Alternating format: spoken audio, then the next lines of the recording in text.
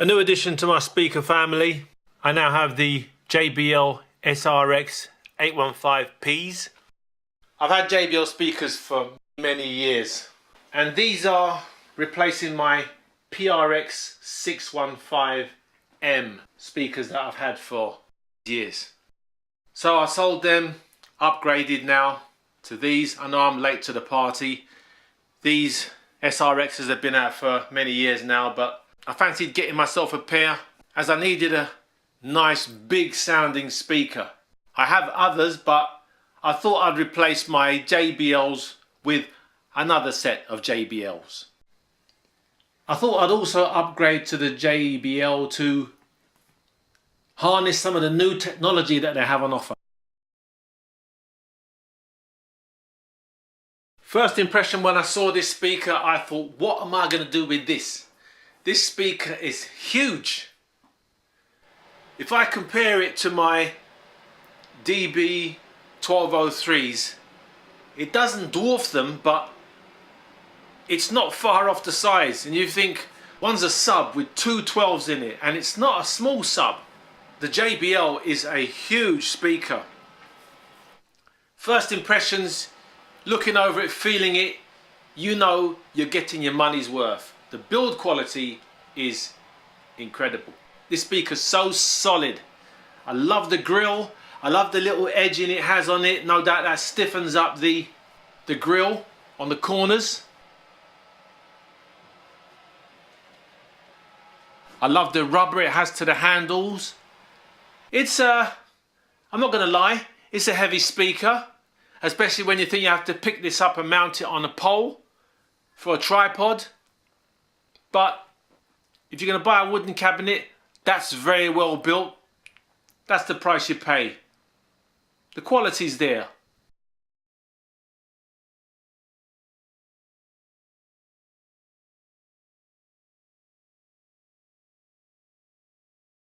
No difference there. I can see it's designed in the USA and assembled in Mexico. This is exactly the same on my SRX615M speakers.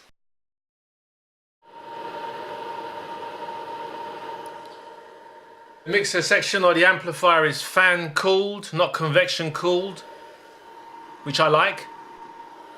This is the sound coming from my fan. If you wonder what the fan sounds like, I hope you can hear that.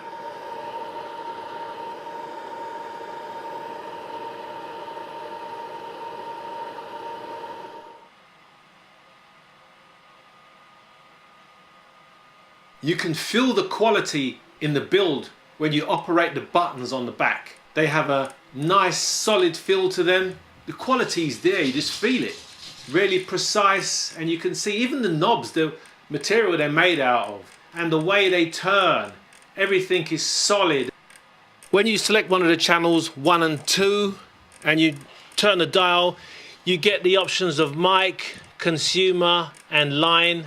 You can also change the sensitivity up and down.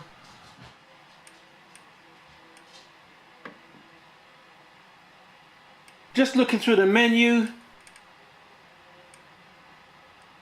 in the presets you have main, then you have monitor number 2, then you have speech number 3, you have the SRX sub number 4, you've got number 5 which is 80 Hertz and a sub, number 6 you've got 100 Hertz and a sub, 7 you've got 120 Hertz and a sub, and then you've got other presets.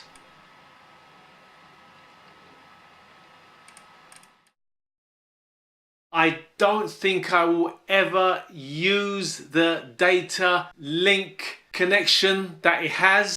There must have been a lot of design and technology that went into that. Beginners, one thing you will always hear from your JBL enthusiast is the reference of crown amplification in these speakers. This speaker has the monitor wedge. The speaker also has 2 pole holes for the tilt and the straight position. I love the handle on the top. It's surprising how much that comes in handy, considering speakers like my EVE-TX12Ps, which don't have a handle on the top and you have to crouch down and pick it up. This being a lot heavier, lovely having the handle on the top. When I picked these up, I said to myself, or just even looking at it, you know you're getting your money's worth. And although I say these are very heavy, although they're very heavy, you won't need to carry a subwoofer with these. So instead of carrying 3 or 4 speakers, you are only carrying 2. So although they're very heavy, you're actually traveling light or lighter. So what does it sound like? Well, it's a very big sounding speaker that goes very loud. Sounds very good. I can see that you can own 2 of these speakers, and for many venues you won't need to carry the subs because this will do the job of your subs. This is a very capable speaker without that subwoofer. Pros of the speaker: it goes very loud, it sounds great, the build quality is top notch. This speaker has a lot more to offer than what you can find in the DSP.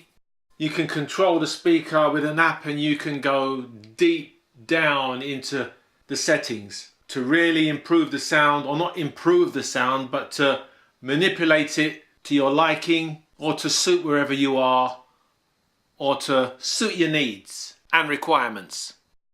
Overall, the biggest plus for me is that you do not need a sub in many instances with this speaker. So what are the cons? What don't I like about the speaker? Very minimal. Maybe a bit more in the mixer section. Maybe RCAs and a 3.5mm jack. And because I'm lazy and I don't use processing or external processing or any racks, I go for the DSP that is usually on board a speaker.